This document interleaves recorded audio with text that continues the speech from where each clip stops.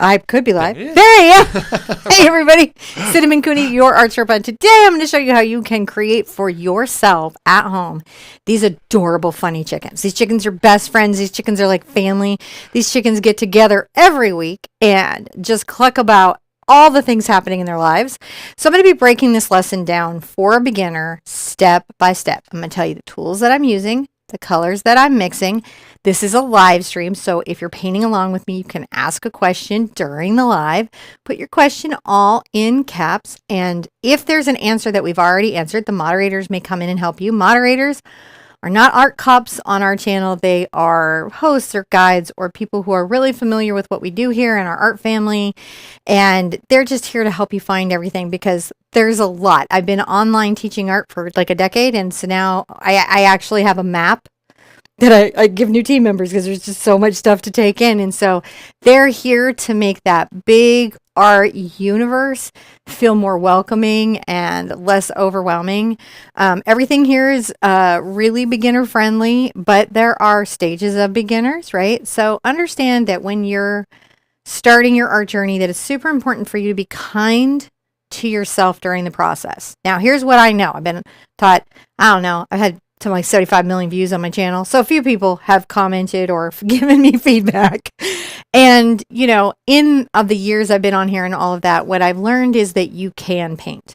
That's what I've learned. I've learned that when somebody really wants it, if they hang in, if they practice, and if they give themselves the time they personally need for the skills, not arbitrary time that some other person need, but the time they personally need for their own journey, then they're going to succeed. So on top of paying attention and painting along, if you're really new, my big thing I want you to do this class is notice 2 things that you got easily or that you feel like you did well. And try to, when you talk about your painting experience, lead with the 2 things that you did well. That way you're not hyper-focusing on mistakes, because what I've learned is beginners see mistakes. They don't see successes. On the mic, tell me, this is my husband, John. Hello. He's been very quiet, but he will talk during this class. He reads comments from the chat. He keeps you guys company when we're hair drying. He makes sure that the steps go up. He makes sure that everybody is seeing what they need to see and that I, have coffee if I need coffee. So he's my full teammate here. You don't have chat today, do you? I don't have chat today. Okay, so I'm just monologuing. Step 1 is going to be get you chat. Step 2 will be get you coffee. Well, I can't deal with chat right now okay, no for problem. a whole series of reasons. No problem. My tech is just down and I can't set it up right now. Then we'll just go with coffee. We're going to go with coffee. Now, let's go over the materials for today's fun lesson. I am going to show you how to draw these chickens. There is a traceable for free for download off the website, but I love that materials. That's terrific. Got some extra graphics. I love it. All right, so obviously we are working on an 8x8. I say obviously, but obviously that's an obvious. How would you scale that? It's an 8x8 canvas. I like squares with beginners, and I've been painting squares before Mid-Journey. So if the square was your tell, go back to the original acrylic April. I've been painting squares forever. Sorry, not me. But I like the square for a reason. Yeah. And the reason I like the square is because it allows you at home to make it larger or smaller and still have the lines be the exact placement on the canvas. Even though it's bigger, it's still a third up the way. So it makes it easier for you to resize it. That's why I do it, and I love that. Let's put this aside. So 8x8 canvas. Now, I put tape on the back of mine, and I'm on a tilted surface. I'm on a tilted surface so that the camera can see the canvas. That's the only reason why. Now on the paint colors, I have Mars Black, I have Phthalo Blue, I have Ultramarine Blue, I have Quinacridone Magenta, I have Cad Red, Cad Yellow, Phthalo Green, Dioxazine Purple, a little burnt sienna, I'm not going to use that much of it, some Titanium White, and I will be splattering later, and I might use some fluid acrylic to make the yellow cover better, just because I find sometimes yellow doesn't splatter unless it has like a opaque base to it, and I lighten it a little bit. It's just years of experience, what I've learned. Oh my goodness, John, are you ready to throw up a step 1? I think so. We're not going to sketch yet. Step 1 is the background. It's going to be pretty chill. I want you to grab just a nice wide brush that will let you kind of paint a streaky surface. Let me find one. I'm going to get, this is my big boy. I'll start it with this one. This one is a big, big, big boy. He's a big, big, big, big boy. Number 30, Simply Simmons. You don't need a brush this big. He's just a nice wide one. You want one at least this wide to get this. It'd be tough to do with a round, but you want something that will let you get the streaky effect. So I'm going to get this brush slightly damp. I'll wipe it off on a paper towel. I'm going to get a little of my ultramarine blue and a little of my Mars black. And you can see I work them together on the brush here. And this gray has a bit of a blue cast to it. Now I'm going to come here and get a little white.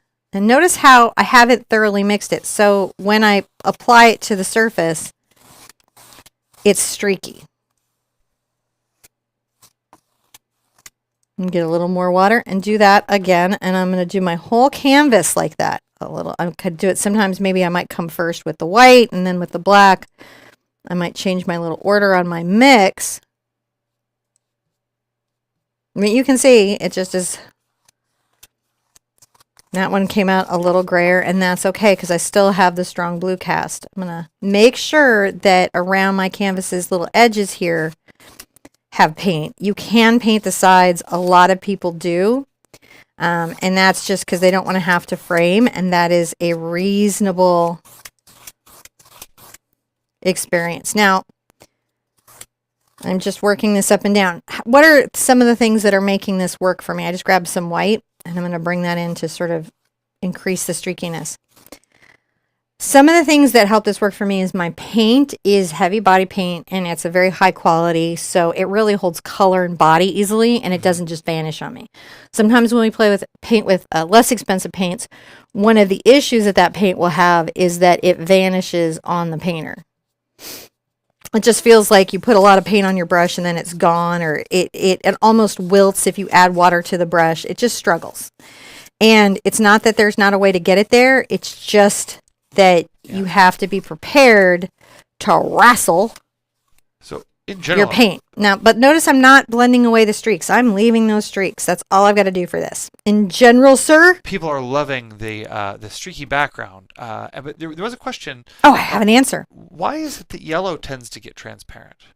It's just the nature of the pigment. So when they make paint, really, it's a colorant. Sometimes it comes from the earth and sometimes it comes from a chemical process.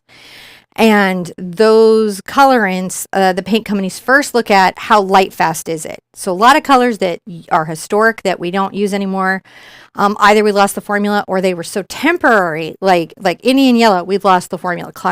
Certain blues, we've lost, like Titan blue, we've lost that formula.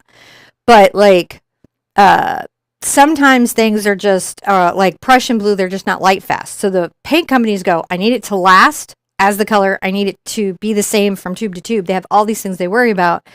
And in meeting those needs, sometimes some of those pigments are glazes or more opaque, and yellow is just very opaque. If there is any other explanation ever given to me on that, though, I'm going to share it. But that's what I understand it to be right now. But you know what? When you guys ask me questions, here's a special thing when you paint with me that you get with me that's unique. When you guys ask me questions, I then go ask the people at Golden when I see them yearly, why? Because I see the people from Senelli, I see Fabriano, I see the paint companies every year, and I ask them why. I ask them for you. I remember all your questions and I pay them forward. Mm-hmm. Now, to do the next part, which will be the drawing, I will need you to dry the canvas, and I'm going to tell you whether you're using the traceable or whether you're sketching along with me, what you do next. I do encourage you to sketch along with me because these are drawing-friendly chickens. Okay. We're going to take a little break for all the people who are on the... I pushed a little button to make it do the little ad thing here. And the reason why I do that is so that it gives us more time. So hopefully you won't get an ad during this next thing. We're experimenting with this, but we put this little timer in there so it doesn't try to do that. So if you guys just get an ad, I'm sorry. It's because we're trying to make it so it only does it on the drying parts where you're just going to hear me talk about really nothing really important anyway. So hopefully if you see this going on, you worry. Don't worry. It's just it's one of those YouTube-y things. But next time we'll be on more. Oh, Patty, thank you so much. Thank you, Patty. Oh, man, we really appreciate it. It's extra Starbucks money. Dude, I do. Now, Got Colleen coming. We're going to walk to Starbucks. Then we're on to step 2? We're on to step 2, and I'm going to right. use a brush. Now, if you're doing the traceable, this is when you would print that out and use one of the transfer methods that gets the image from your printout to your canvas. If you're not familiar with those, I have a video about that. I have a couple of them. There's everything you need to know about acrylic painting. That's like a 20-minute video, but it really is what you have to know when you get your first tube of paint. And then I've got a beginner acrylic course, which is everything you want to know that you learn the first 3 years, but we're going to do it in one course. And then, and then I've got another extra video on how to transfer. So 3 ways. 3 ways. My mods will help you find all of them, but I'm going to show you how to sketch these in too. So I'm going to take a round brush and I'm going to use paint. And the reason I'm going to use paint is really so you can see what I'm doing. And then I want you to do yours. If you are sketching along, if you could sketch along in some type of chalk, like the kind that you have on a chalkboard, so that you can change your mind and erase your lines, that probably would be helpful. Now, the first thing I'm going to do is I'm going to do red chicken. I'm going to come over here and I'm going to spatially think out red chicken. Red chicken comes over from the side, and I need room for feathers to come up here, don't I? I need some good feathers. So I'm going to have to place top of chicken head right about there on my surface. Right. And what I like to do to really sort of think about chicken head is I make an oval like so. That's just a squish circle. And I'm going to sketch this off to the side in a curve. Very lightly pull this down. Now what I've left is room for feathers. Room for everything, right? So it looks like we've got a weird thumb. Woo! Rinse it out. Now, even though yellow is pretty transparent, I'm still going to use the yellow to do the sketching. And it's not dissimilar to what I just did here, which is I'm going to come here and kind of sight. So we're over from the side a little bit and we're right there, about the same. Now, remember, these are friends. So if you don't make them all the same height, that's okay. Right? They can be different. Some of them could be fatter. Some of them could be taller. Our friends, our family, they come in varieties. And if you're short on those right now, you come join us on a Zoom class. I feel like you have some. We're going to be doing, and if you're in a patronage or you want to check out the patronage, we're going to be doing a extra Zoom this month. So instead of 2, we're going to do 3, and we'll do it this Sunday at 1 again. The patronage has a free trial on that level, so you can try it to see if you want it. And John's editing the last video. Right now, we're going to upload it so you can catch up before the next class. Mm-hmm. If you wanted to, but you don't have to. Not required. But if you're feeling lonely, come by. All right, so I'm going to bring this down, and I'm going to go off the edge here. Again, that sort of little curve out. So all I'm doing is holding space on my canvas. A lot of what we're doing is holding space. Similar sort of little curving line off. Honestly, you can see this. We'll get the short up of this, and you can see my design process when I designed it. Sometimes I try to capture those so you guys know what I'm doing or why I'm doing it. I'm leaving room for my belly and my feathers and my chicken to get fluffier. I start with the skinny chicken, and then through the active painting, much like midlife, they gain weight. All right, I'm going to come here and add a little bit of blue. And I do add a little bit of white because the blue can be so dark. Does that make sense? Just so dark, it's like almost like sketching. And now this little fellow, I need to have room up here for feathers. So I'm going to come down, make sure I have some room for feathers. But he's just slightly taller than the other 2.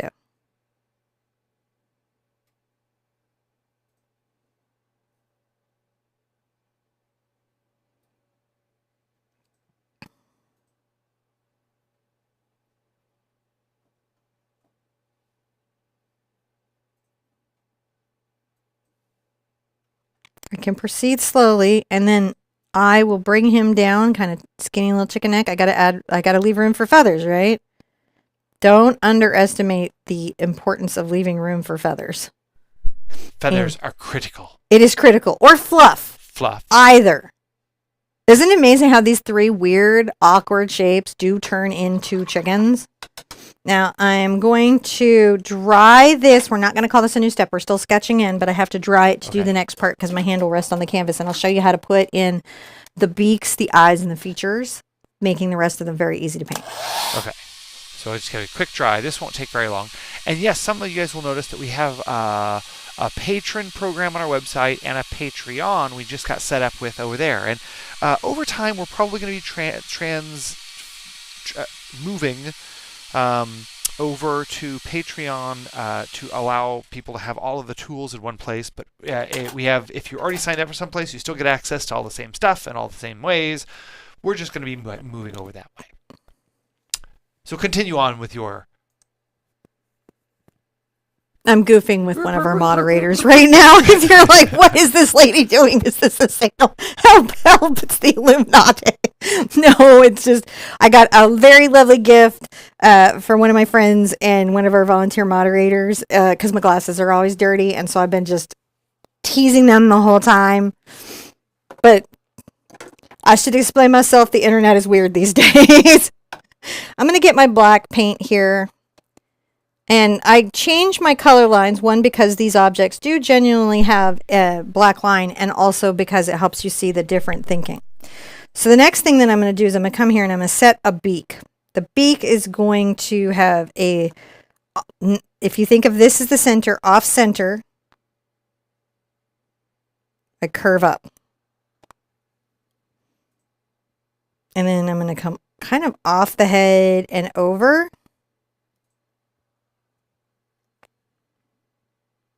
Then down and to the left. And that's going to give it a little swoop. These lines give it a lot of character and personality. Every time I do this, the birds change personality a little bit. If you need exactly the original's lines, then you use the traceable.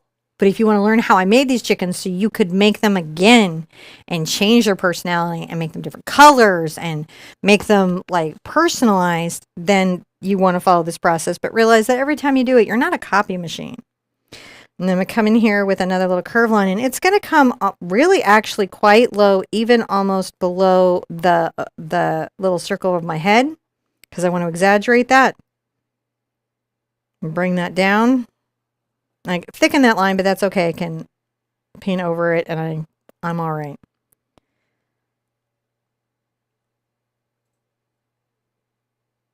Now, once that's in there, I got a tongue that's going to come out. I may put it in later, but I think I want to show you guys now. So it comes out like that. The eyes that we're going to draw over here. Right. So it's the reason I like to encourage you this. And by the way, when you draw and paint, it's still drawing. All drawing is drawing. All painting is painting. It's all real. I'm going to make sure I've got a little bit of a eye coming off here. Notice that I bunt this right into the beak and then I bring this around. Now, if you lose these, don't worry. You can put them back. I come here and there's a little bit of tilt to the head, so the eye line is slightly at an angle, and I'm going to make this one off to the side and kind of big.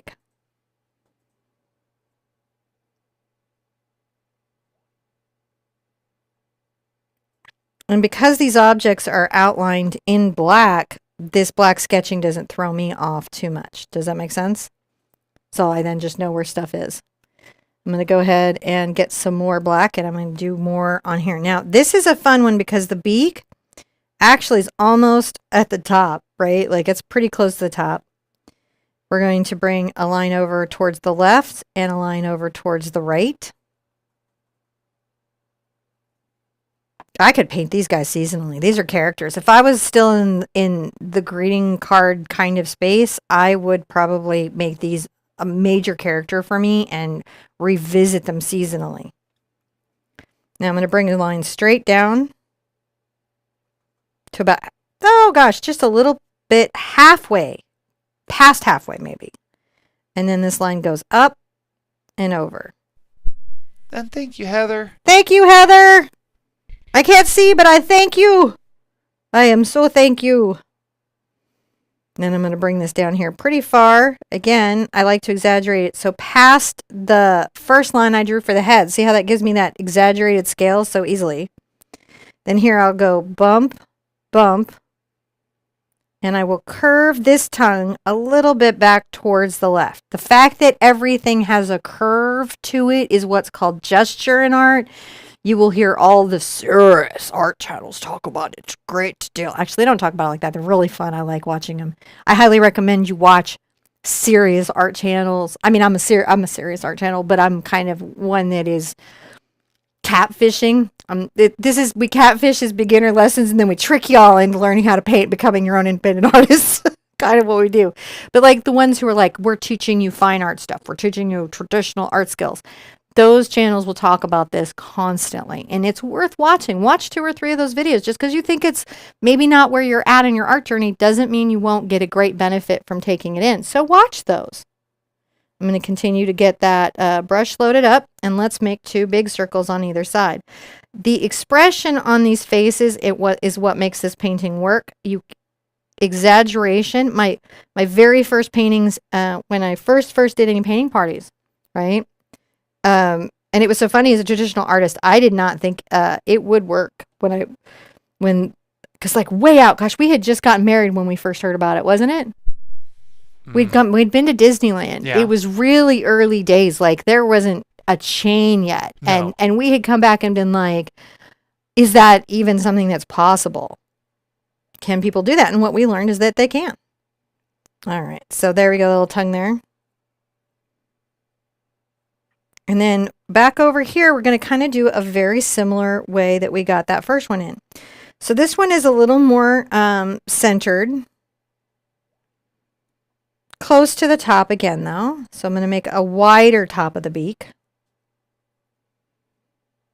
And then this curve is going to come down like this.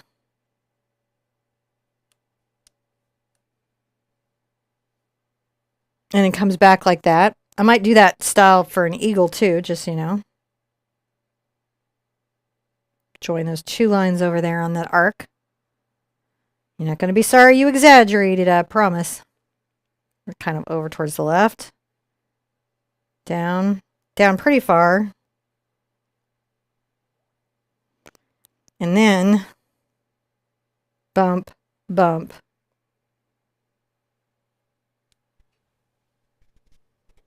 Got a little bit big there with the tongue that time, but that's okay.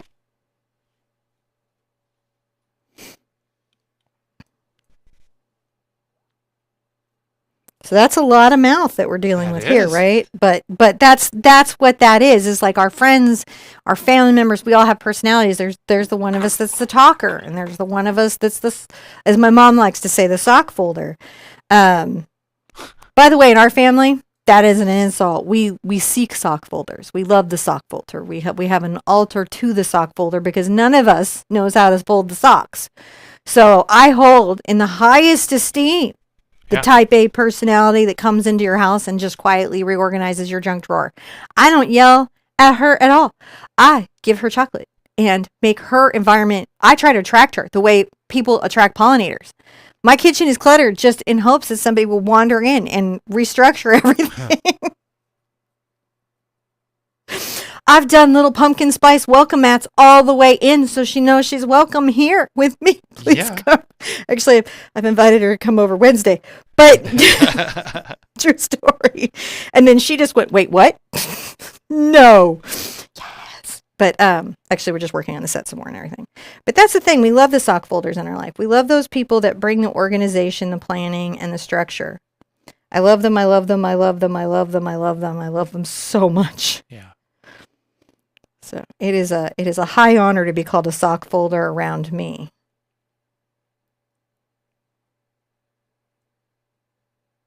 One thing, okay, so like, have you ever run into this person? This is a person who is fake clean. They act like they're super clean, but they're not really super clean, and they're judgy about everybody else's level of clean. And then you get into their like some weird moment where you see behind the curtain, like, I don't know, like you lift a sofa or something. Yeah. Now, if I see a dust bunny under my sofa, I understand that my sofa is a dust bunny breeding environment. So many. So it's not a surprise to me. But you know how that person who's like constantly judging everyone for their level of clean, just constantly, but they themselves are only surface clean? Are you saying that I am? No. Okay. I love you so much. I'm going to say this to you all right now. I love this man so much. I can only get to a location and then live there. John is the only one that can pack and move us. I'm fine. Let's try. We're going to move on. Next step. You're going to dry it, right? Yeah, I'm going to dry it, but it's the next step. Okay. And we should do coffee gum. And something I got to get.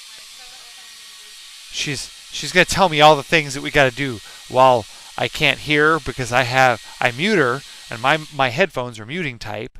So she goes and does. You got to give me a second here when you do that. Okay. I didn't even hear what you said. Well, I could. So whenever you go to hairdryer, I push the little button so that everybody can go to a commercial break because I don't want it to have a commercial break during the time when you're painting. Yeah. So I give them a moment to come back. Cause okay. I promised them that I would talk nonsense for a minute so that it wouldn't bother. They wouldn't miss anything. Oh, hey, well, just take. Why don't you let them come back and I'll go make a cup of coffee? You're gonna go make a cup of coffee. What are you talking about? I'm gonna put you back on here in a second. You're gonna start painting. I'm gonna give you a step, and then I don't know how this works. No. You think I'm going to come out there? That's not how this show works. All right. And I just like talking to you guys at home. Are you guys doing okay? John's going to throw up a step. We're going to keep going. He's going to make me coffee. Are you guys doing okay? It's pretty fun. We got our faces sketched in now. Everything is dry. You've either used the traceable or you freehanded with me.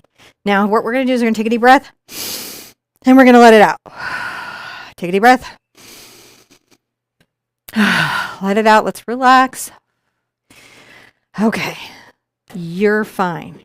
Your drawing is fine. This moment that you're feeling right now, where you've started to criticize your drawing, it is illusion. You don't need to do it. You can put it down. They're silly chickens. Any way you drew them is fine. Now, I'm going to use a brush called a filbert. This is a brush that is slightly rounded at the tip. You could use a bright or one of the D brushes here. All right, now I'm going to take my paper and we're going to talk a little bit about what we're trying to get. Okay, we are going to be doing the blue chicken. When have I... Boy, I teach you guys a lot all week, don't I? Teach you guys all week, and that's what you get. Okay. So I'm going to take this brush and I'll show you with just the blue. We're going to be focusing on phthalo because it will help us make it pop. I'm going to load up on just the tip and we're going to talk about the top floor. So notice that when I flick this brush,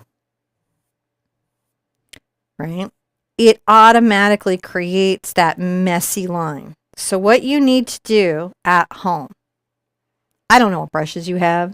You may have bought my exact brushes. This is a number 4 Isabey Isocryl. You might have that one. You could just practice it with that one. But what if you didn't have that brush? Let me get a brush that's very different from this brush right here. What if you only had, I feel like this bright right here. This is a Princeton polytip bristle on number 6. All right. So if I only had that one, all right, I would come then on the edge and I would try to find a way. See, it's a little bit smoother than I like. So how do I go from here to here when I don't have the brush that I'm painting with? How do I get that same look? So that's why I like having the Fabriano multimedia pad around. This is the 1264 Fabriano. If I'd had this when I did big, this is the largest threat you have all ever faced in your future classes because it makes me feel like I could do Big Art Quest again because it's a 9x12 multimedia sheet. And I couldn't find what I needed when we did it. And I recommend having it for this very reason, sketching, practice. So I'm getting closer, aren't I? I'm getting closer to the look. And if I turn this on its side and keep practicing, maybe it needs more water. And so then I'm just practicing. And when I can get it here, then I'll take it to my chicken.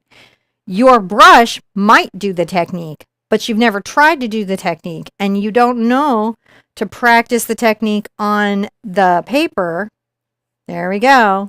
Getting closer. Every time I do it, I'll get closer. I can eventually get almost dead here and work it out. So you guys will be like, can I do it with a different brush? And then I will casually say, yes, any brush you want.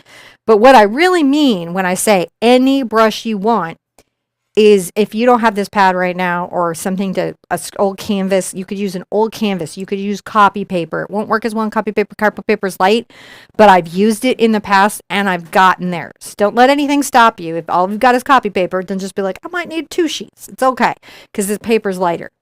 But that's the thing. That's what I mean when I say to use any brush you want, but that's how you do it.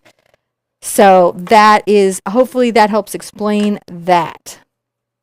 Now, I'm going to take my phthalo blue and weirdly my dioxazine purple together, and I'm going to make what is almost an indigo. Let's look at that. All right, let's look at that color. That's almost an indigo, isn't it? It's quite dark. It's different than phthalo blue. There it is right next to pure phthalo. So it's just a much darker color. I like to darken my phthalo with dioxazine purple. It just takes me right into that indigo. Now I'm going to come here on the edge and do that brush stroke I just showed you up here. I don't go out as far as I'm going to eventually go because I'll be coming over with some lighter colors, but I like to have a start that's got a little bit of depth to it so that the lighter colors pop. And maybe arc that over here. And again, every time you do your chicken's feathers, he's going to change a little bit too, right? So just know that your chicken, right? As I come around here, I'm going to sort of flick out to the side.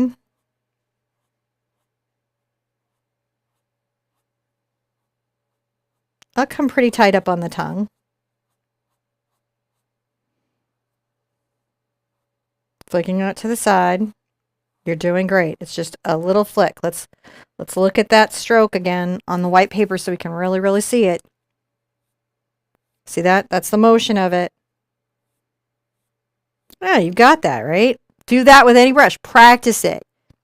You don't have to get this pad today. I know we're all on a budget. If you can't grab an old canvas, like say this canvas, this surface, this sheet of paper, this is my practice. And practice with the tools that you have. Look at the stroke that I'm getting and go through your brushes and find the brush that does it. Every brush can come close for the most part. And then if you practice and you test them, what you're going to know is if your brush just really won't come close, and then you know it's time to go shopping. I'm not trying to not encourage shopping as one would say, but I do think that you will get a better result if you practice. Now I'm going to bring this in a little bit over the red because I know I'm going to bring this here. I will have to do a trick with my yellow over the chicken. But don't worry because you're like, oh no, but it's very transparent. Whatever will you do? I'll show you what I'll do. I have a trick for this. I can paint yellow over black. So I can certainly paint yellow over this purple because I know how and I'm going to show you how. And I'm just fluffing him. We're just going to fluffy. How fluffy is your chicken, my friends? How fluffy is your chicken? Let's come over here to the red. Now for this red, I'm going to take a little bit of my... Actually, I'm going to take a little of my quinacridone, my cad red, see those together? And I'm going to use my purple to deepen it. So let's look at the color that's going to be. See how that changed that color so much? That was the quinacridone, that was the cad red, and a little diox. So when the quinacridone gets it more into a Merlot space, then the cad red will do just quinacridone and cad red, so I like it. I'm going to come up here. This one I'm going to fling back on that one side right there. Might even bring some of those feathers up over the eye. This side, there'll be shorter brush strokes, and they'll curve towards the right at first, but then they'll start to arc back left.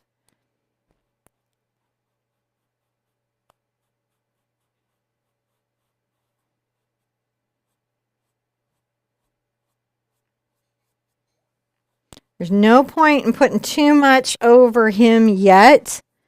We're doing something, a process called blocking in. We're blocking in our painting.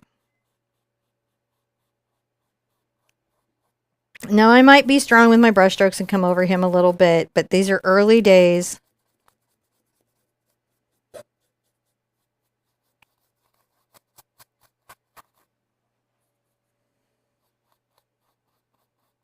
Now later, my brush directionality, that is the curve and direction of my brush stroke, will become very important. But even in my messy brush stroke, I'm curving these strokes so that you can feel the shape of the chicken. You want to feel the chicken shape? I want to feel the chicken shape. Go ahead and get that super de-duper. Okay, now this is an interesting one because there's lots of ways you can get the yellow chicken and you can get a darker color on the yellow chicken. And what I decided to do, I think I'm going to take a little bit of my yellow here and I'm going to go ahead and darken my yellow with my Doc's purple. So you can see that we have done that throughout. That is Doxazine is a close complement to yellow. Generally, we think of yellow and purple as being complementary colors. And the only reason I say that Doxazine is a close, it's because it's actually a chartreuse green. That's its true complement, but doesn't really exist. It exists in a weird space on the color wheel, so we don't worry about it. Now, much like our left-hand chicken, I'm going to come over here. Oh, wonderful. I want some hot coffee. Very hot coffee.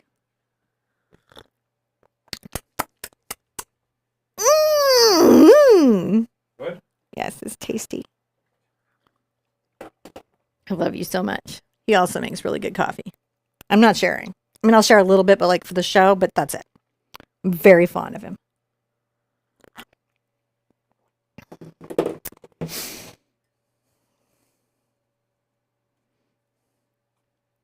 So every once in a while, I'll get a comment where someone does not enjoy John. It's very infrequent because we all love John, right? But they'll be like, "Who is that dude? And why is he there?" And I'm like, and they're like, they have. How do you watch the show and not notice we're married? Like, I love that people get some digression into the show, realize it's chat. What they're really saying is everybody's chatty, and then they're sharing their stuff about the chatty. But I'm just like, what if I did? Like, what if I've always thought it'd be funny prank to like pretend like somebody's comment worked and then you just, I don't know, divorced your husband because somebody made a comment on YouTube. Like, what's the end goal that people think is going to happen? They don't know. It's just so funny. It's everybody loves John. I certainly get 1,000 more, "Lady, you talk too much" comments.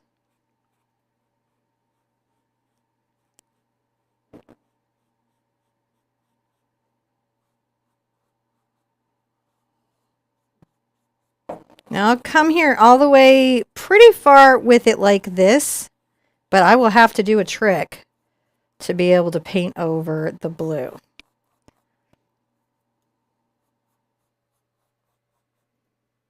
And I may even kind of wait a little bit. I might just go like this for right now. And look, it's not even that bad. I'm still going to use my trick, but at least this gets that underpainting in. Just trying to get a certain amount of paint on the canvas. Sometimes that's what you're doing.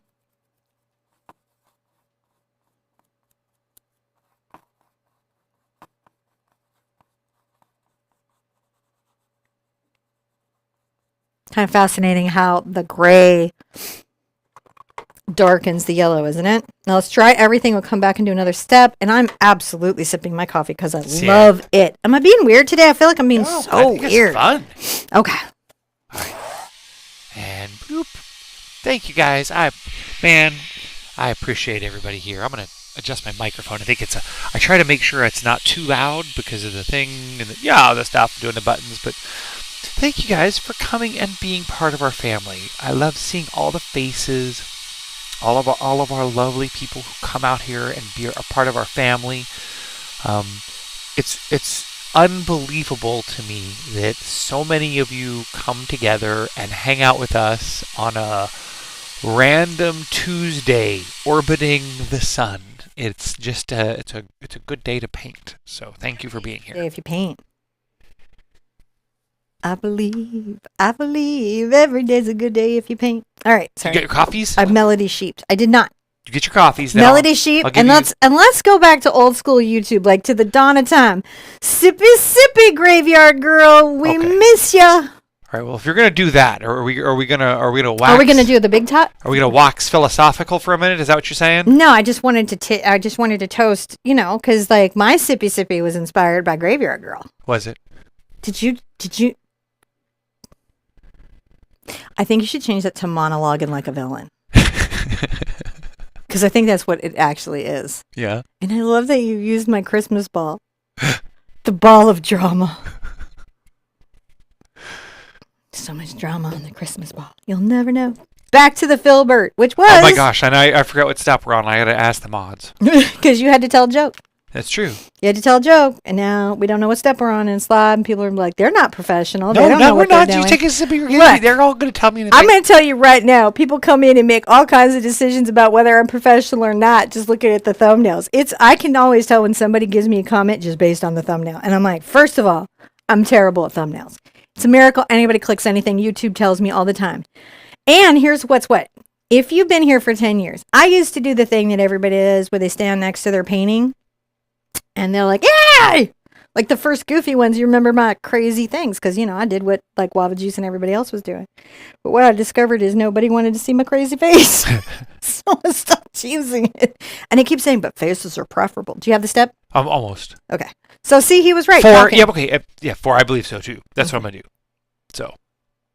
Yep. That was really good. All right. Now for the next part, my friends, I'm going to take a little bit of my thank you phthalo inventory. blue over to my phthalo green. I did not mean to interrupt the thank you. No.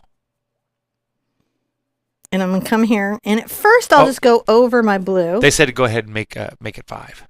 So I'll make it step 5. Just in case. 4 was a mini step. I think they're thinking of the talking. Maybe. Who knows? I don't know. But we're you know what? There's going to be some kind of, there'll be some kind of version of that. Now I'll come over to my white. I haven't dried anything. It's just slightly wet.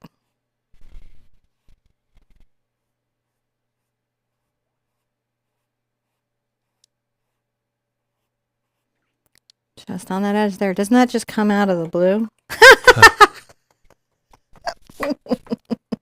Yeah, I do. I amuse myself. It's true. You're probably like, are you amusing yourself? Yes, so much. Flicking. So it's a little hard to see your work when you're doing this where you go over the past one. But don't worry about that. As soon as you get the white involved, you'll see it. Wow. Well, thank you guys. Thank you so much. Thank you, Deb. I mean, we really appreciate the help with the new studio. And gosh, Cutley, thank you. Thank you so much, guys. Wow. Just so much support. Thank you. We really, really appreciate it. Seriously, thank you. No idea. We have a mod coming. We're going to work on... We've got stuff built, but it's just... It's a harder... It's challenging. Just coming here and sort of like making little short strokes. Can you see those little short strokes? I leave a lot of what's underneath showing. There we go. Some chickening. It's the chickening.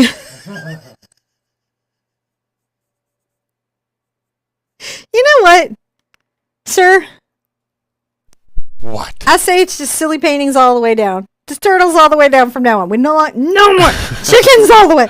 Just only chickens. There is a channel. All right. I need you guys to, after the show, not before, but after the show, I want you to check out the channel.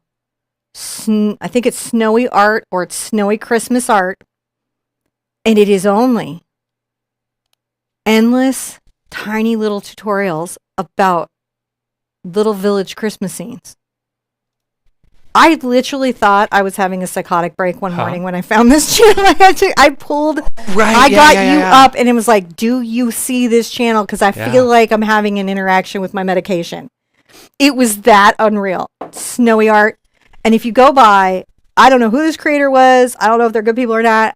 They're painting. I'm hoping so. Give them some love because they like Snowy Art. All right, we're going to do this down here. Yeah, that was just wild. I got John up. Every once in a while, I wake John up. Like, there's the time that the surround sound made me believe that somebody was breaking into the house, and I woke John up in the middle of the night in a panic. You know, there's the, is this channel real? The, is this channel real happens a lot. I'm one of those people where I'm like, I like read the symptoms on the medication. I think I have like a, what is the thing when you imagine a hypochondria of the side effects? Oh, I don't know. Maybe. All right, so I'm adding a little white, and I'm doing this just the rest of the way down. I'm going to go back over my yellow a little bit, because remember, we're still doing our trick, but I have to get some layering. Isn't that fabulous? Isn't that just terrific? I love it so much. Gonna put this all here. Look at our little chicken come to life. Rinsey, rinsey, rinsey. Now, you can also do the round brush, and I'm going to come here with my round brush, and I'm going to grab a little bit of my green and a good amount of my yellow. Start getting into some white too. And let me show you this a little bit with this. Again, you're going to need to get your round brushes out and practice. It's going to be like kind of these little upward flicks. So I'll just practice there here. And you can kind of see the blue-green color. Should have swatched that. See how that's going? Yeah. And you can see how these two sort of play together. They play well. So that's what I'm trying to do there. Same sort of rounding technique, and then the same sort of... Donna P remembers, is like, hey, John and Cinnamon, who was the graveyard girl? Who was the graveyard girl? Miss Bunny herself. The original Sippy Sippy. I met her in person at my first official YouTube event. She was fantastic. Just as sweet and lovely as you would expect. Yeah. Liked her very much. And I just realized the other day I was sipping my coffee and I did a sippy sippy and I was like, you know, I haven't clicked over there. And now I'm doing this thing where I'm like, I'm doing like a roll call, like what channels are still here? Because it's been a minute. You cannot over exaggerate this moment. You cannot. And if you want to, you can come back with blue if you want to put some dark back in. Look. So if you're like, oh, I feel like I lost some, you just can't. These are Vegas showgirls. They like, need all the feathers. Oh, or like they're wearing chickens wearing glasses. Chickens wearing glasses. So they just big buggy eyes. Heather thinks they look like chickens wearing glasses. It would be very easy to convert their eyeballs to glasses. You could. If you just like horn rimmed, simply, you just put horn rimmed glasses on them. Like, I mean, just like what you're wearing. Yeah, pretty much. Pretty much. All right, back to my little filberts. Back to my filberts. Choo choo. Back to my filberts. Choo choo. I'm going to come right here at the little chest as you do. And sometimes I might get a little more green, you know, when I'm in there. A little bit of the turquoise. I play with all the little blues. I play with all the little blues. Just dance that around. It's just too fun. He's just becoming somebody, isn't he? Now we want some purple in there, weirdly. So I'm going to take a little bit of my purple and my white.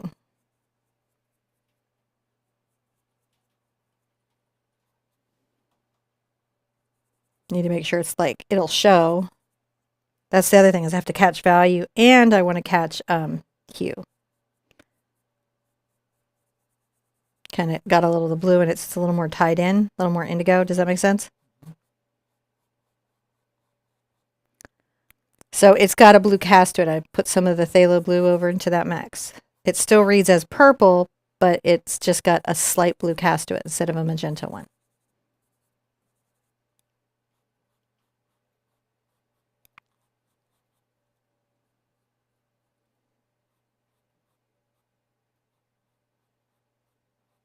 Little highlights here and there. I just like to make different little colored feathers. Maybe not purple right there. But I don't worry about it because I can just come back and be like, how about a little blue and a little green and a little white? Mix a phthalo turquoise.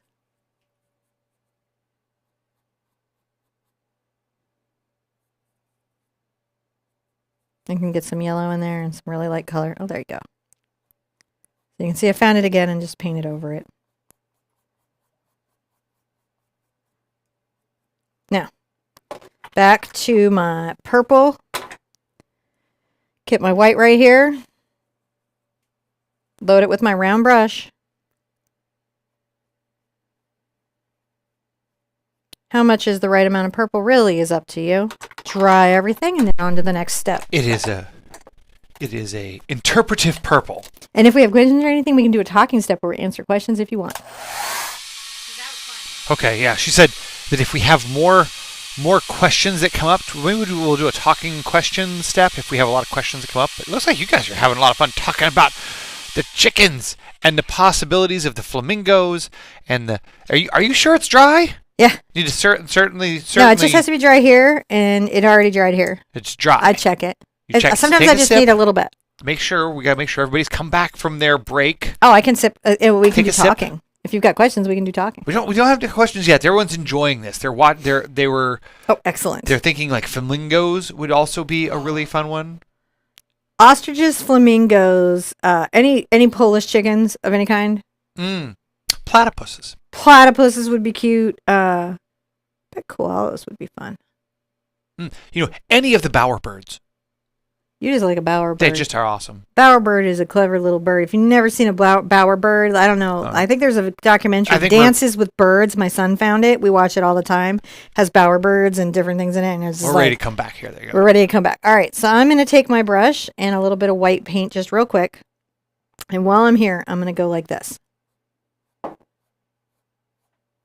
Just a little bit.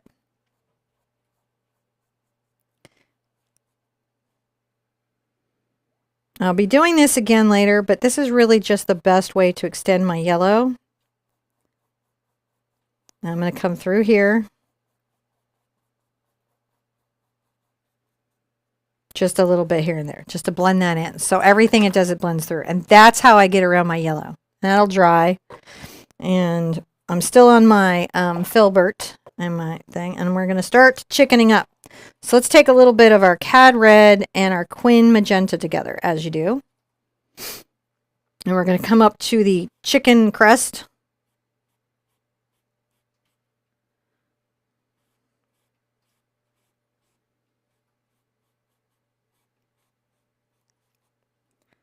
So I love that these are primary chickens. I did not mean to do this on a primary year. I swear I'm not making a comment. I thought of it later and I was like, oh boy. That moment when you've got to be like, I have actually had to answer for paintings before which did not have any deeper meaning, but people felt like there was a deeper meaning. And I had to be like, no, this one not that deep. These are just silly chickens in primary colors.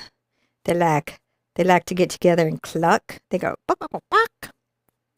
And I can kind of layer over my blue chicken now with the red. Now, if my red were not covering my blue, I could use the trick I'm using on the yellow. And you will see that directionality, that curve.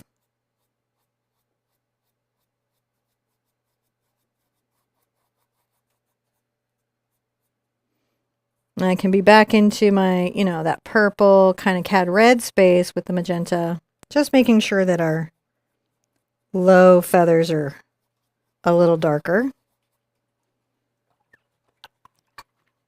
Rinsing out quite well.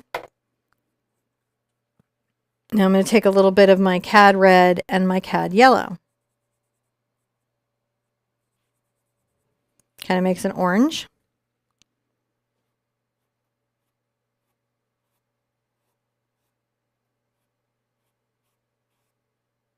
Oh, I got a little punchy there. Bring that down kind of towards that beak. Around the eye.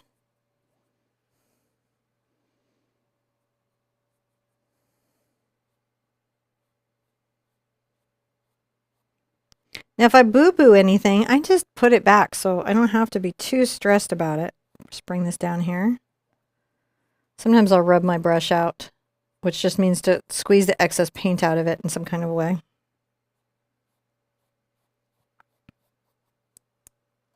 curve this bit of orange through here just a little bit. Doesn't cover the whole zone. There's some that's not.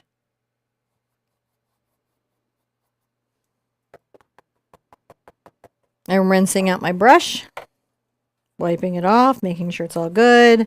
I might get some just pure red.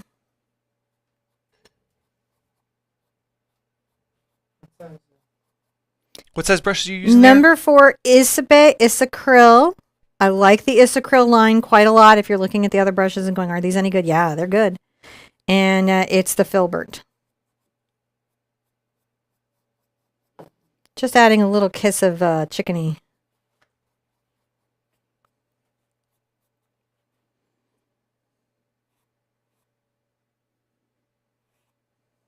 That's pretty good. I'm not minding that, so I'm going to go like that. Now, while that's having a dry, let's call it another step and we'll work on yellow for a minute. Oh, darn it. I do have to dry it. She's still wet. I thought she'd be dry, but okay. She's still wet. We'll come back. I'm just lingering. Just a little linger. Just give it a little bit more dry. When that happens, we'll just let it dry for real quick. I don't think that requires a full break there. No full break. So I'm going to take a little bit of my yellow and a smidge of my phthalo green.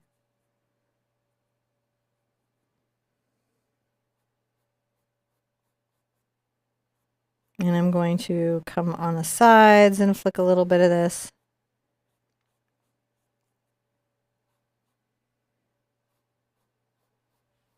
Take a little over where the white is. I'm just working this through. This is a lot of yellow and a little green. It is a yellow green, not a green. So we're using this as a way to kind of show the different types of yellows through those ranges. We've got from oranges to bright cads to this yellow green. So that's what we're doing.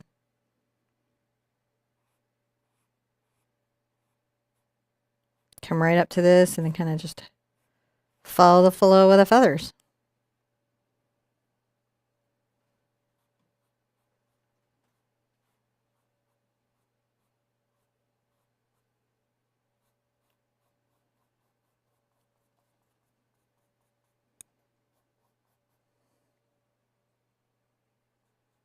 Yeah, a little orange got in there. Sooner than planned, but I don't mind.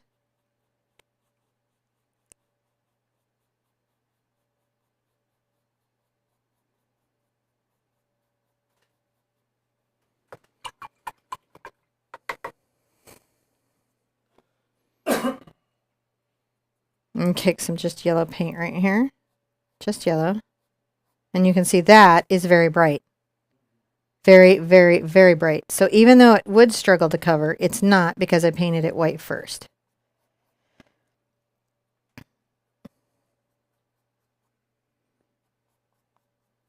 I'm just adding some bright yellow through, and we've got the dark grayed yellow with the dioxazine purple helping it really feel like it's yellow with depth. Yellow with depth can be hard to get, can it? Getting a sense that the yellow has depth to it and is rich and yeah, because it's got so transparent. So transparent, it's so easy for it to lose its vibrancy. So being able to paint yellow that stays vibrant, that I'm just flicking this right off the edge here. That's a skill, and it's one worth cultivating. I'm going to come with just a little more green, and I'm going to work that right there.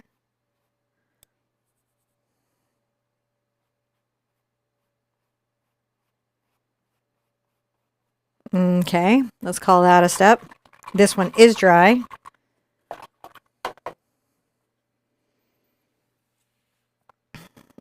So while this is dry, I'm going to come up with a little white. Still on my filbert. I'm still just using this one. I'm adding a little white to just the front of that crest. That one's not ready for it yet. I will come back over there and do that whenever that one is. I'm just making sure that when I come here with the brighter colors, see how I just sort of put it through there? That white lets me bring yellows, oranges, bright colors over dark colors. Now I'm going to take a little bit of my magenta and white.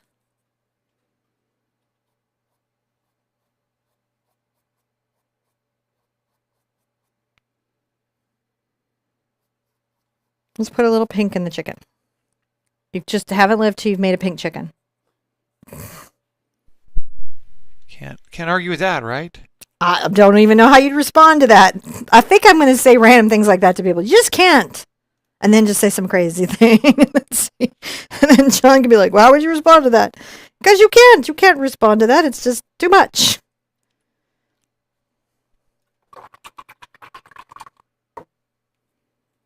Now, I can also come here with a little bit of my magenta and a bit of my dioxazine back into my red from earlier and come under here and just make sure that it's a little bit darker. I don't want to lose that dimensionality, if that makes sense.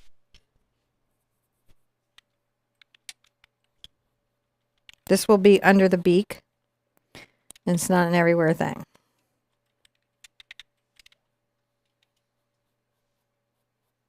That's pretty easy to go back over it.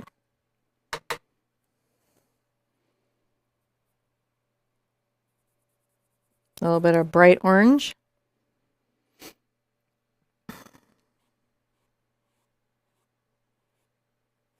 Interestingly enough, not quite over the white yet. A bit of bright orange there.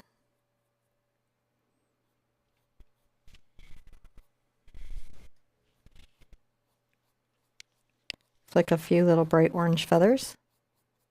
So they're not yellow, they're still orange. We will utilize a little yellow in here, but for the most part, we will want it to be orange. Then I'm going to take a little bit of white, touch this. If it's dry, I'm going to go ahead and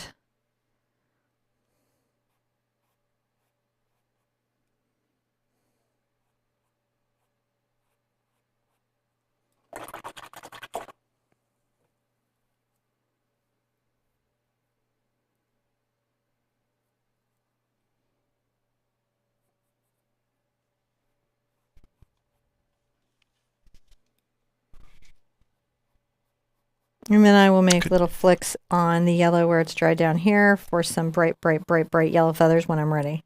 So let's see here. Cheryl was asking, could you use a grainer for? Oh, you could use a grainer so beautifully. Yeah, that would help. Oh, or, yeah. Not help, but I mean, you know what I mean. A grainer would be wonderful. I didn't do a grainer on this simply because that would mean everyone had to go out and find a grainer, and I knew that might be challenging for new painters who hadn't been to the art store before. You guys are pros. You know where to find the grainer, but I just wanted to make it a little more friendly to everybody. So that's why we did that there. Okay. All right, that's dry now.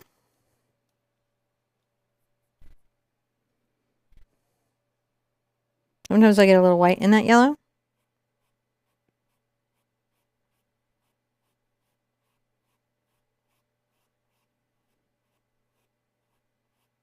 Not just. Wow, yeah. You can't exaggerate it too much. Just play with it. Have fun. It's too great. And I'm going to take a little bit of this yellow.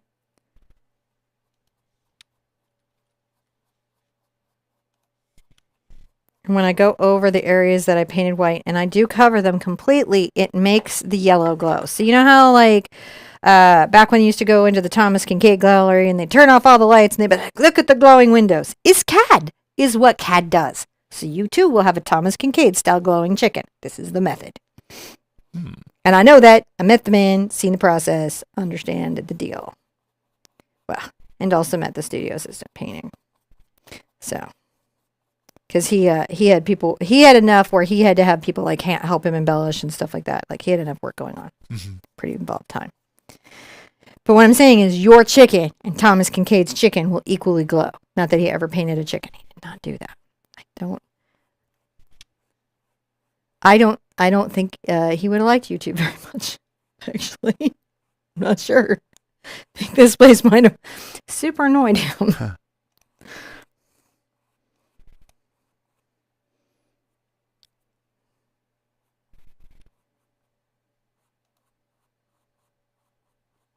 And you can see I haven't been too protective of my tongue and different things. I just need to know where those lines are.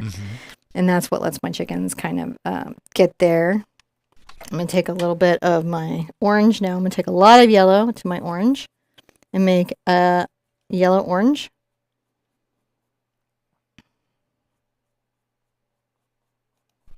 Fluff up a little bit of that.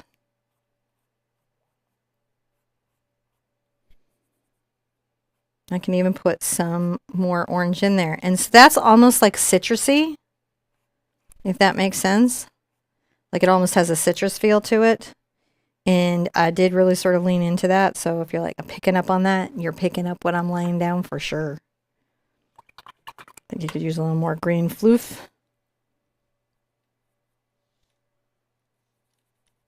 Too green. Super green. Need less green. That green. See, I let the green sneak in there and I load up my brush and I'm going to go.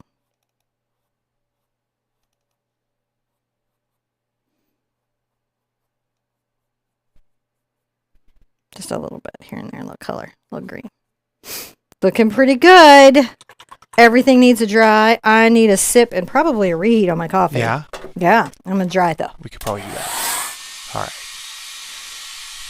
After this, we'll get there. And I'll have Cheryl. I'll have Cinnamon explain here what a grainer is just in a moment.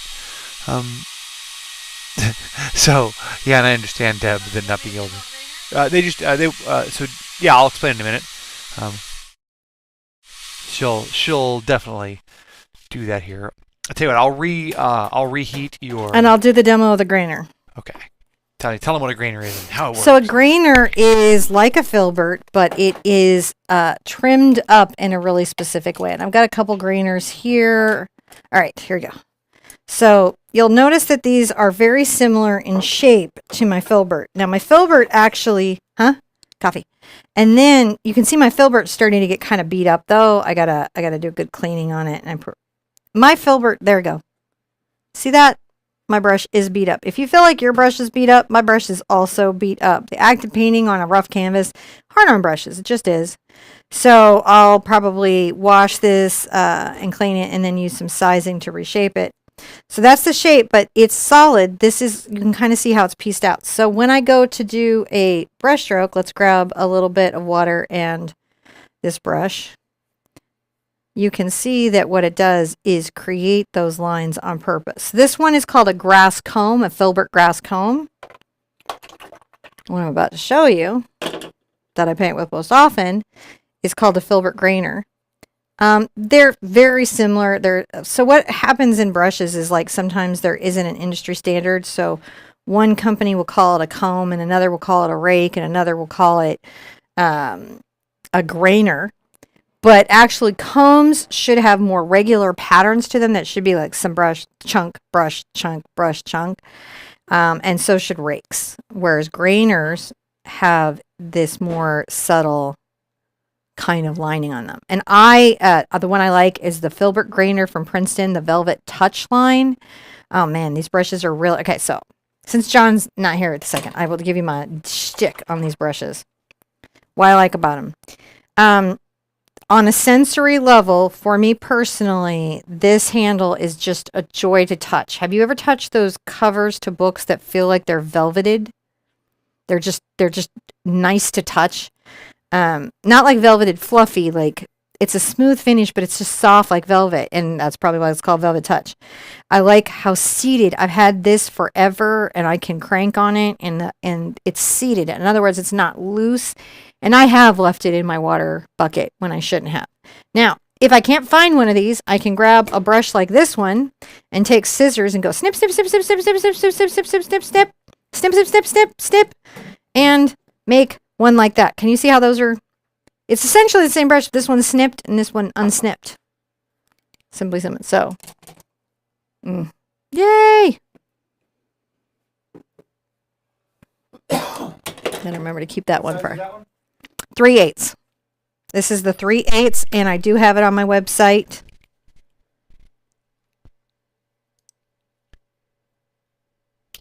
There we go. Back in its little sleeve, so I can trim it up later. I'm going to make a video on how to trim those up. So that is the grainer. There's the grainer. There's the grainer, the grainer. And I imagine everyone's had their ad now. Do you enjoy your ad? The YouTube sponsored ads. Goodness gracious, these things are so silly. All right, now get your round. Let's continue on. I'm going to take a little bit of my magenta, my cad red, And I'm perfectly okay if some some white gets in there. Magenta and cad red.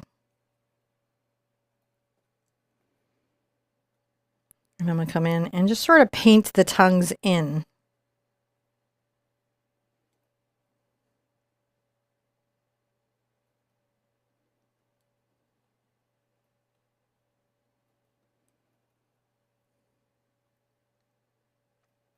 Right, so the bump, I'll paint the bump.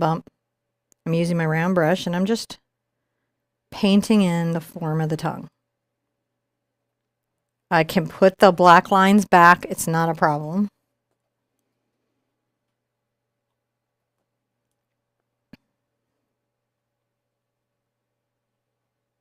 I'm just filling in the tongues now.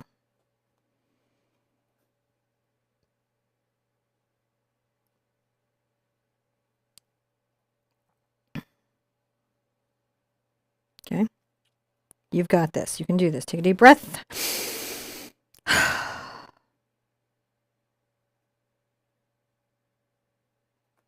I'm not gonna lie, I love painting tongues.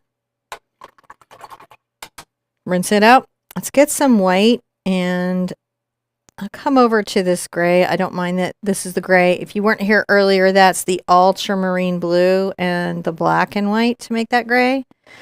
And I'm going to go ahead and make a very light gray.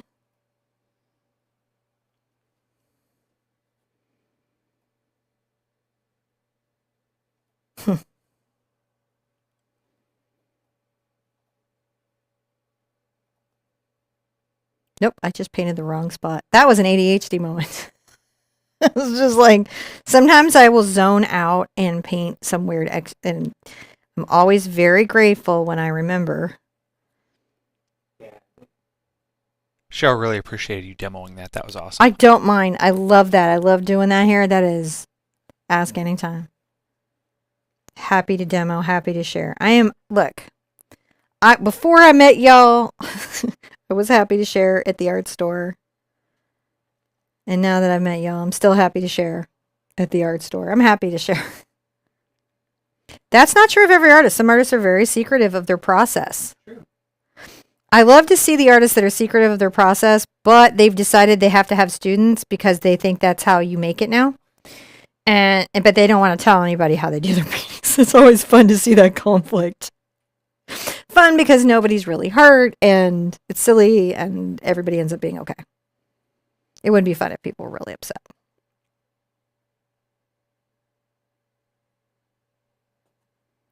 Just painting inside those black lines with a very, I mean, I could even go lighter. It's just gray white. It's not pure white. It's a very, very light gray.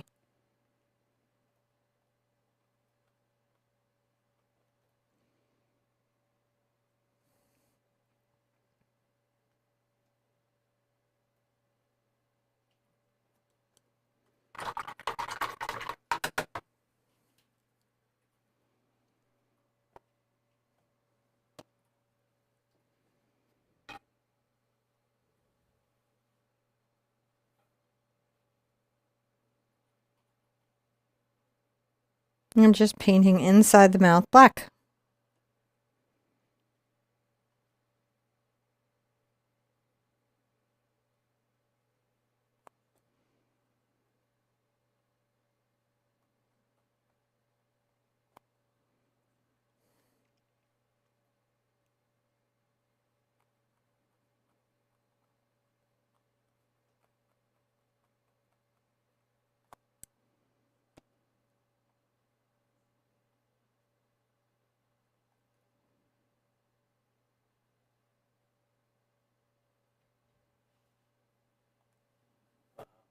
Just painting it black. Just painting it. That makes it really have a nice Yeah, and then contrast. you start to see it. You start to see their expression. When you start to see it, this will all go pretty fast. Yeah.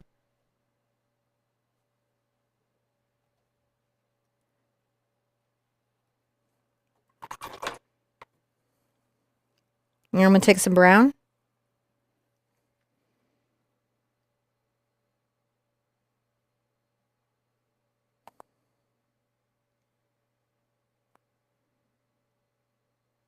And paint my beaks back in. Paint them in with brown.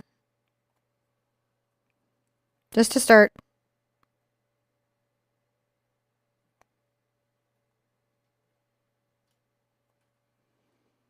Now, if I'm having, I can come over into my orange if I just need to see it a little bit better and kind of pull that down. Right? And then there's one coming kind of on the inside here.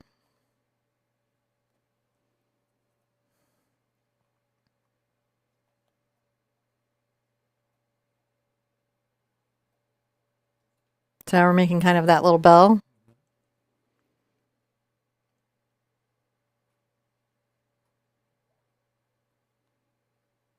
Straight line again. I'm just up here. This was my orange and I just added my brown to it. I'm just trying to make sure I can see my beaks. You could just use orange. I just found the brown was a good base for them.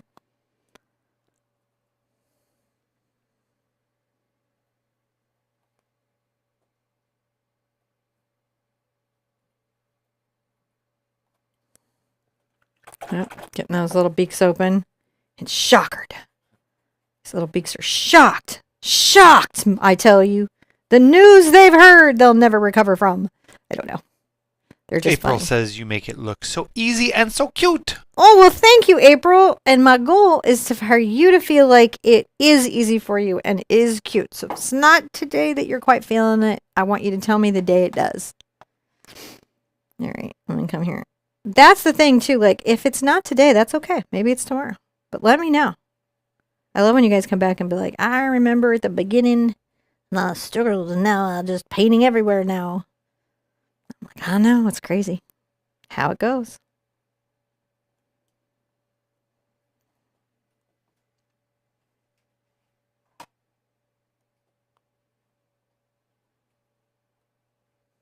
Beaks.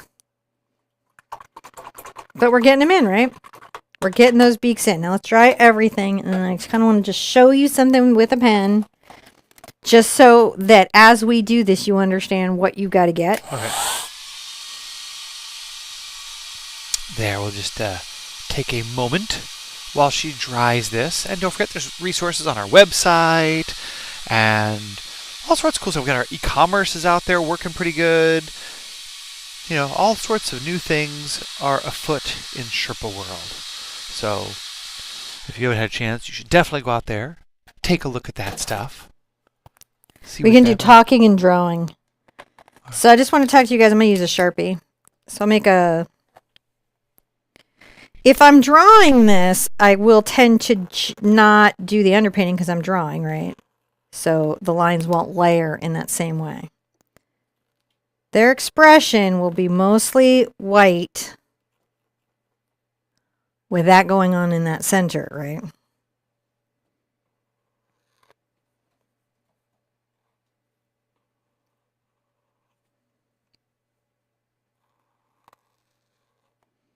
See, we can take this to parrot pretty quick too. Now on the tongues, right, first, if I draw that center line in, that helps me find the gesture of the tongue. See how that just let me find that? Just something to think about.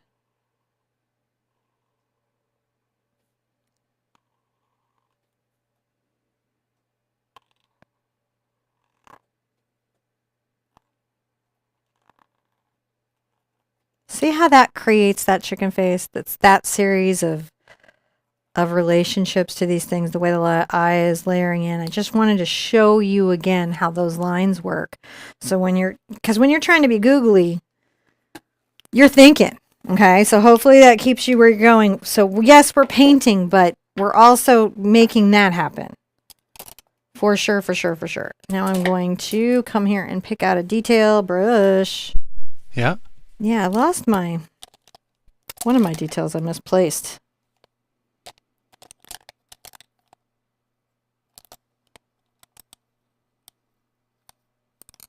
I think what I may end up doing is just trying the smaller sepia then. This is the other brush in my round brush 2-pack. And so I'm going to try this one because I think it'll do me better. All right, so you're ready for your next step then? Yeah, let's do ready for the next step. So the first thing it is, I'm going to go ahead and take this chance to black line some of this in. That just means I'm putting these black lines back.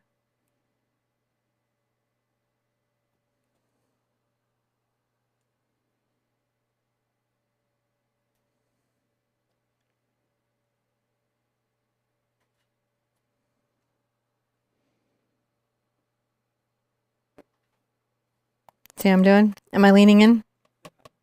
Oh, I think you're okay. You're okay. Okay, I'm just asking. I was actually just asking. Yeah, right. Yes, but we're gonna have to make some adjustments in the next studio setup. We won't have a problem there, so it's okay. All right, there we go. You can see I'm just going back over those lines.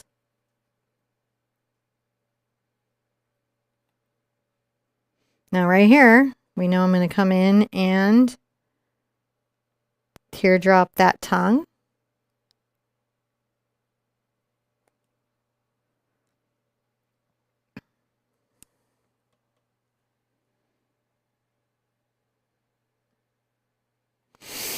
Breathe in, breathe out.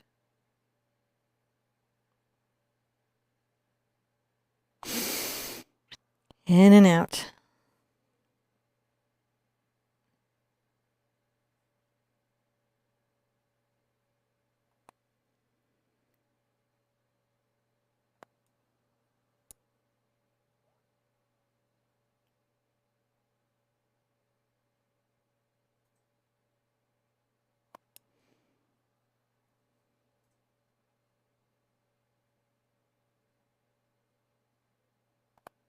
See how we just start to get those tongues where they go. Get those tongues a lolling. Don't underlull your tongue.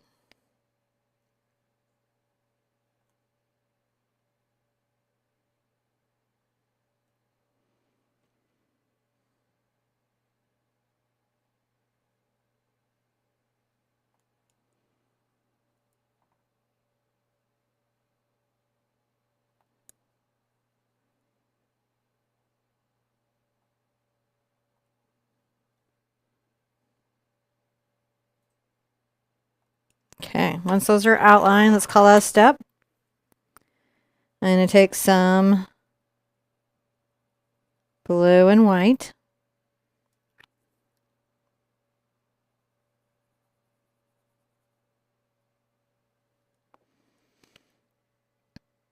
And in the center of these eyes, I'm going to make a little blue dot.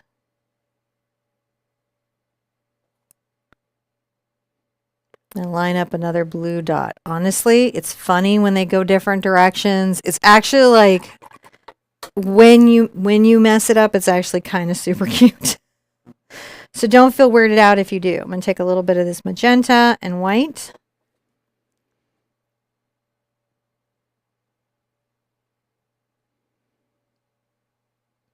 The other design choice I almost made but decided not to go with was switching up the red, yellow, and blue. So I might have put the blue eye over here and the yellow eye, like the red eye here, and then the yellow eye over here or something. So you're playing with the primaries continuing on, if that makes sense. Well, that's a cute little pink dot. Let's make yellow-green dot, which luckily we have a lot of yellow-green out on our palette, don't we? So much yellow-green on our palette. I'm leaving a lot of white.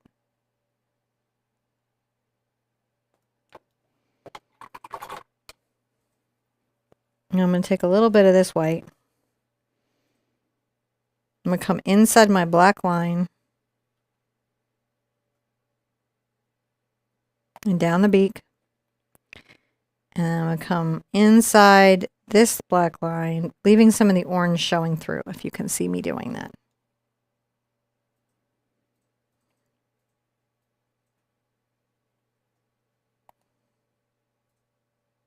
Two lines down that side.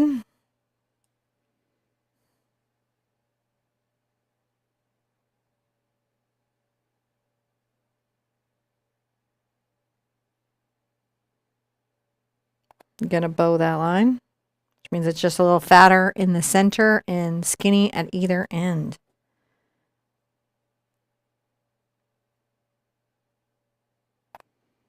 Let me take a little white. And to the top of the eye, over the top, I'm going to kind of make it a little more white.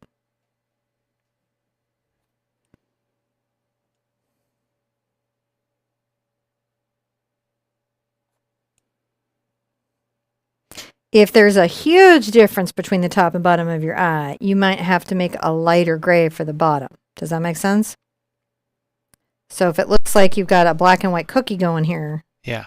you're going to need a lighter gray. You know, like sometimes you need a bigger boat, you're going to need a lighter gray.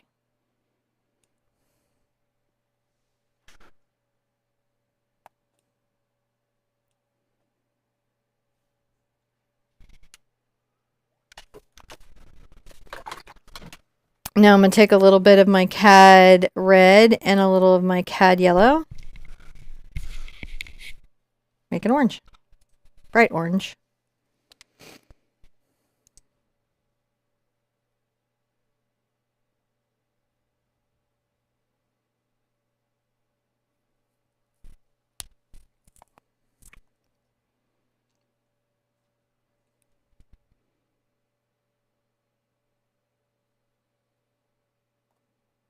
Kind of leaving that white there, if you'll notice. Again, bright orange.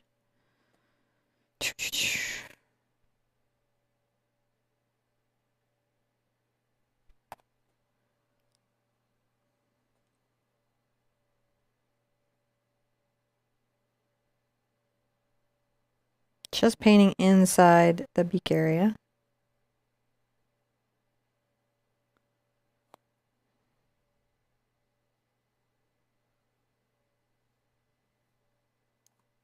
I'll leave a sliver of the white, you know.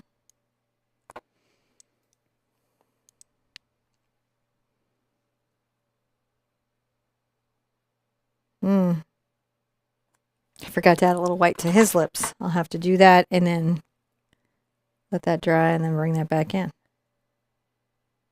I'll come back to this in a second because I do want that highlight there. Okay. So my tongue.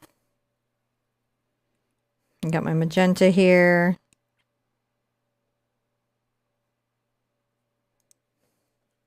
Come in on this inside and kind of paint this outer part of the tongue a little lighter pink.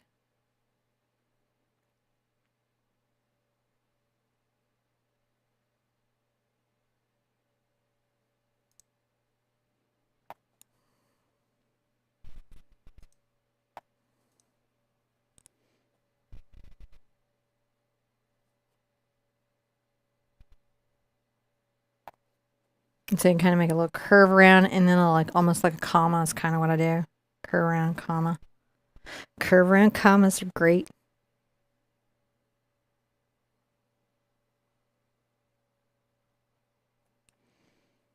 Get a little bit of my cad red in there.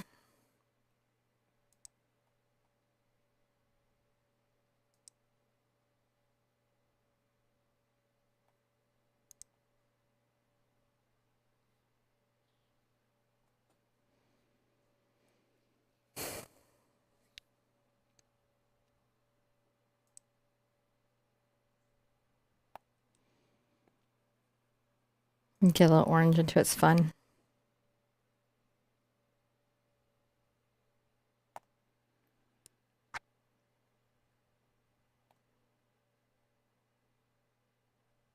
Just like to really make those fun and silly and shade them up, you know? Can take a little orange in there. It's kind of in that center. That's looking pretty good. And that will have let, you know, some of him dry. So back to my bright orange.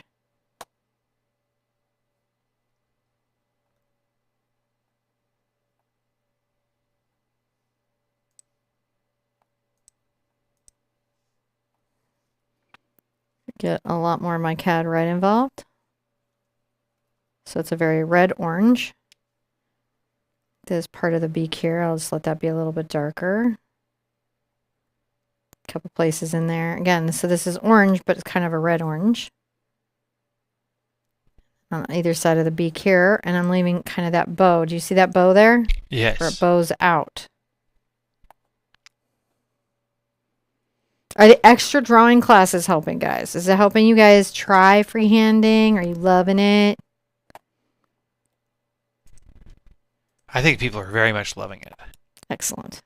Virgo says this is an exceptional painting. Exceptional comment, Virgo. And I like the chicken theming. You're so clever. I've like very clever community members. I mean, I think I would do a trivia game with my community against the green community.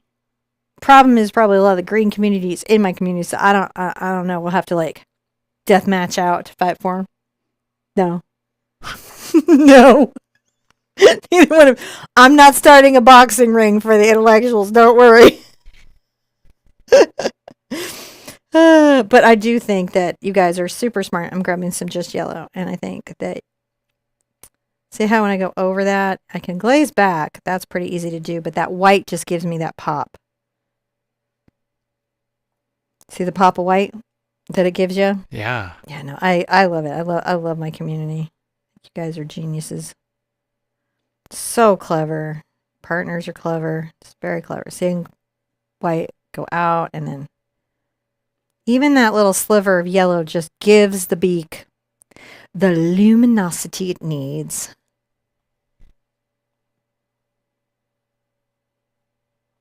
It almost glazes over. But not in the way a teenager's eyes does, but in the way that paint does. Mm.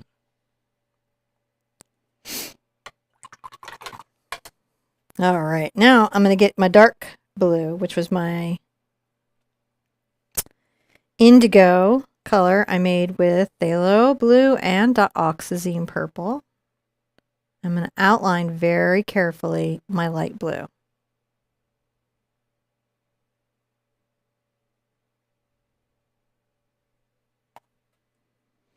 Now I'm going to come over here to the purple and the magenta, but it's purple. And I'm going to outline the pink eye. Just funny. Because he's a pink eye without pink eye. Mm-hmm.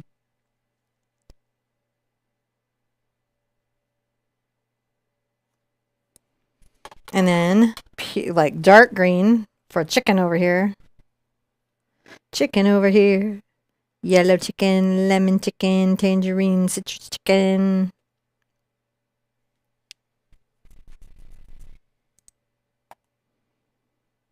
Which brush is making the fur fine white lines in the mouth beak? In the this one. This is the number 2 Raphael Sepia. Okay. And it's part of the 2-pack. You're going to want both brushes. It comes in a 2-pack. I have it on my website. It's like not open stock here in the US, I believe. So it's very nice that you can get it, and you can check that out there, and I'm going to have more. I discovered this testing for my new brush line. All right, let's call that step in. What step are we on? That would be, the next one will be the 11th step. Okay, we can stop on 11. We can even stop on 12 because I might separate up the eyes and the splatter. Yeah. All right, so now I'm going to take my white over to my lightest blue that I can find, which was my turquoise from earlier, phthalo blue, phthalo green, titanium white. And I'm going to come here in the bottom of this eye. I'm going to make a little bit of a kind of a U.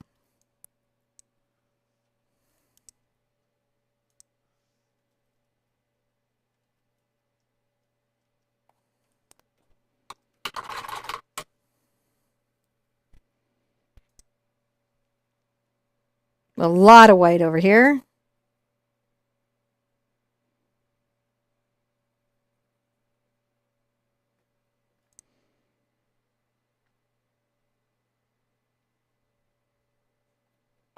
So it's the lower half of the eye is lighter. That's the light in the eye.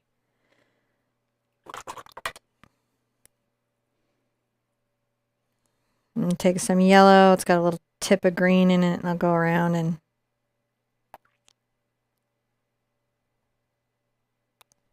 kind of open this one up. I think is going to be the easier way to go. I don't really get 2 halves on the yellow. You can, but I don't find it works particularly great. Yeah. Now, while this is all having a moment, I'm going to come here and get a little black on the toe of my brush. My beaks are dry, so I'm going to make a little triangle right here. And then he got one here, and here. Because my chickens can breathe, yo. They're breathing chickens. My chickens can breathe. I'm going to take a little bit of my white.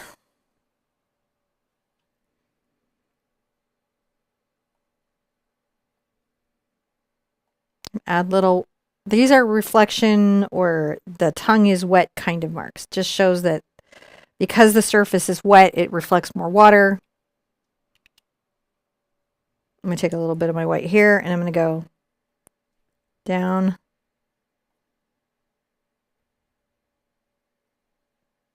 Have to wait for that one a minute, I'm sure.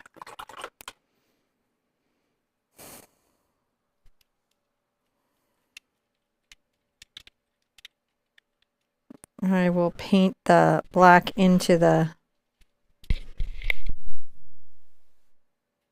white there. You could do the white over the black, just wouldn't matter.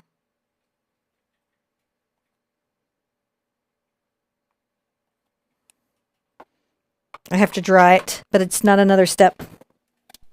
Just do a little dry. I have to give it a little dry. The yellow is just not going to dry for a second.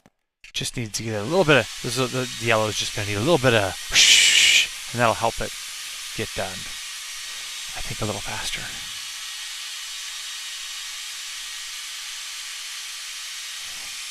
Not long, just a little. I love these chickens too, Charlotte. They're lovable chickens. Alrighty. Keep it. Everyone's in love with the chickens. I love these chickens. I cannot wait to see your chickens, and they're going to go so good with the bee. And if you didn't know that there's a funny bee, there's a funny bee. Yeah. So, oh, that's too much. Do you see what happened there? Hopefully John can zoom in and show you what's going on. I'm pretty sure I can. I had water that I hadn't wiped off the hilt of my brush. Before you go there, I'll zoom in. Okay, that's what I was trying to get you to. I just wasn't clear. I think it ran into my nail. I think we missed the moment. No, I see it. We're still there. You wiped it off. I see it. Okay. So what happens is that my brush offloaded a drop of white that was hidden on the handle. So now I had to wipe it off and reset it.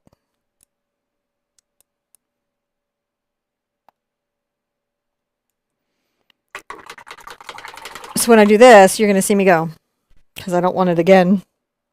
That's all brushes can hold a water drop. It's just a weird thing that if you do a vigorous wash and your brush is, there it is again. I wiped it and look, it's right there. Yeah. And it already got on the toe with that. Look, it's messing it up. Yeah. It's frustrating. It is just, you paint miniatures, this is your life. You paint chickens, this is your life. Just small brushes, detail brushes, stuff like that. This type of round brush does tend to get the drop going. All right, but we got him, so we're good. We're good, we're good, we're good. Take a little bit of yellow and some more white. Get a real yellow white.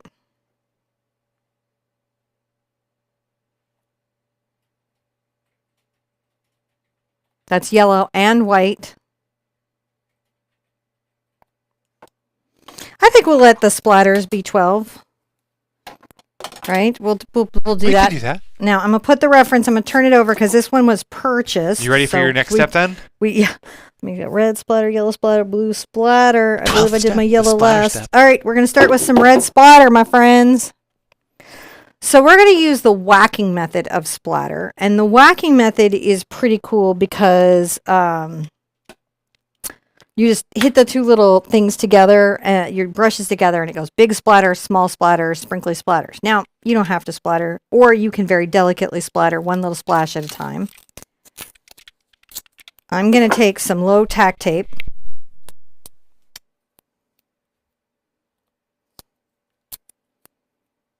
And I sort of loosely and barely tape up the eyes. What I'm doing is I'm just trying to make sure that some of the reflections don't get changed.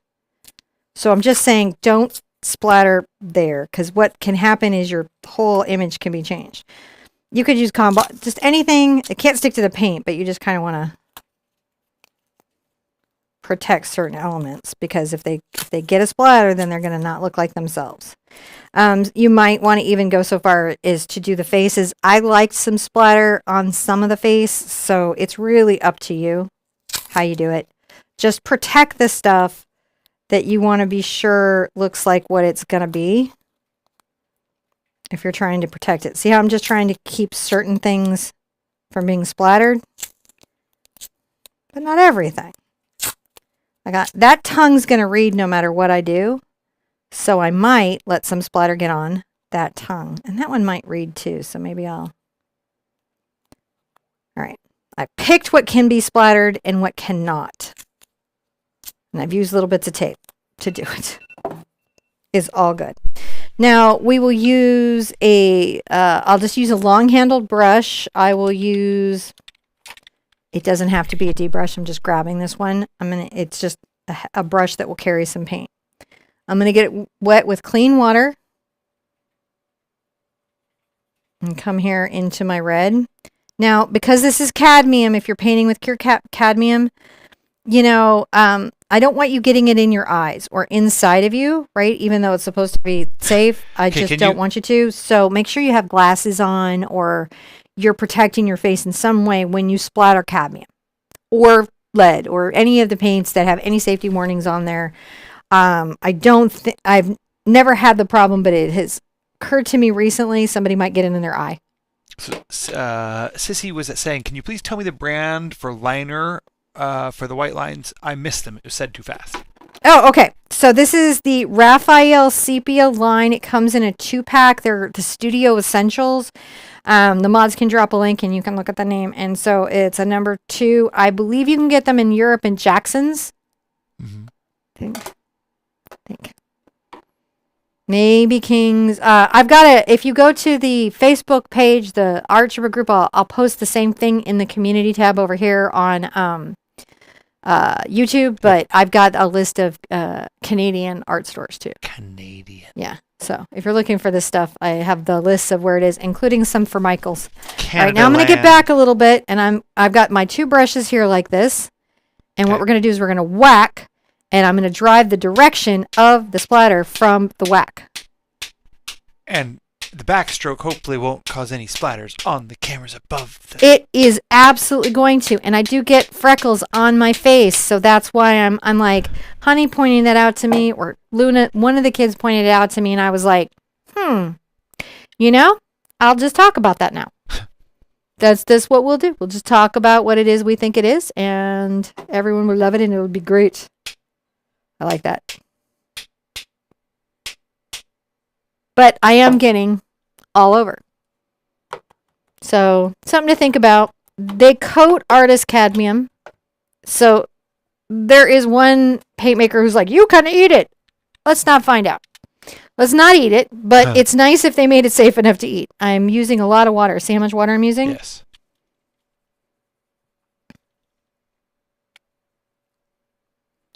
Come here again. So it's wet down.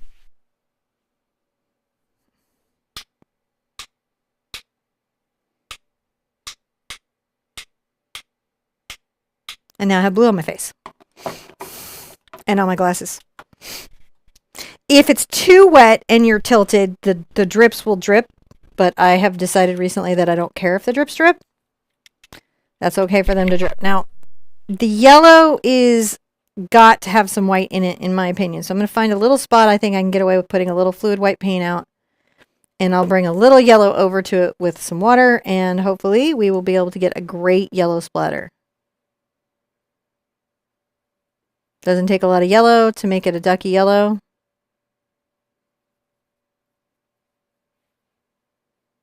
See how it's yellow, but it's got that creamy kind of white to it.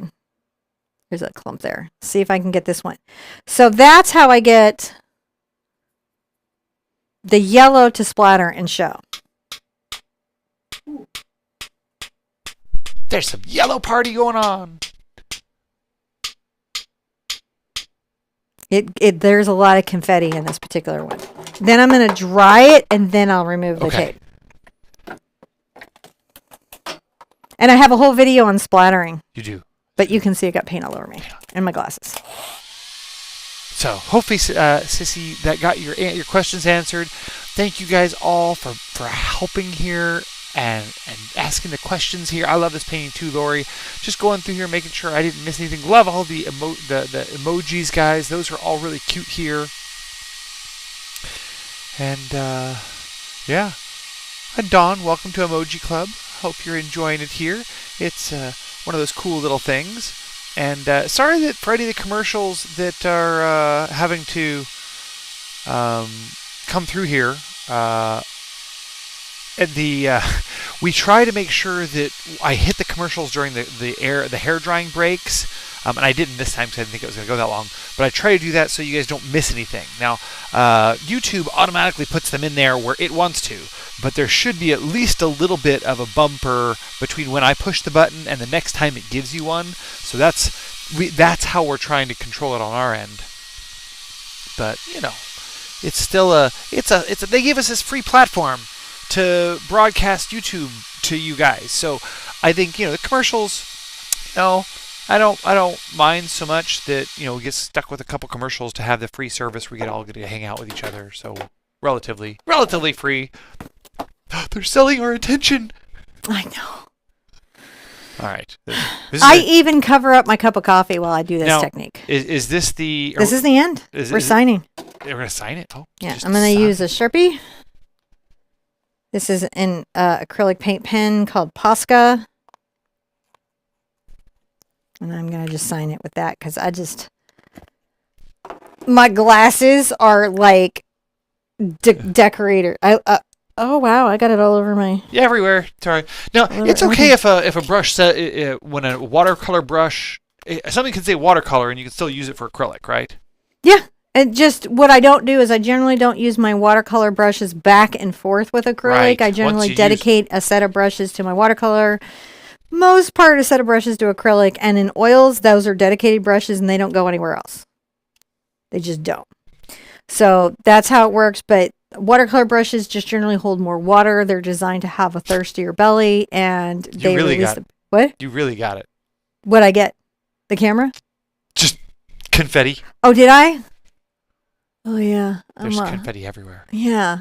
So so if you're using real pigments, whenever I'm using pro paint, I do think about safety because one of the reasons it's professional paint is they expect you to not eat it, and so they're willing to give you things that if you ate it wouldn't be great for you, but as long as you keep it out of your body, you're fine, right? Or don't heat it, don't set fire to it, don't eat it. Kind of general rules.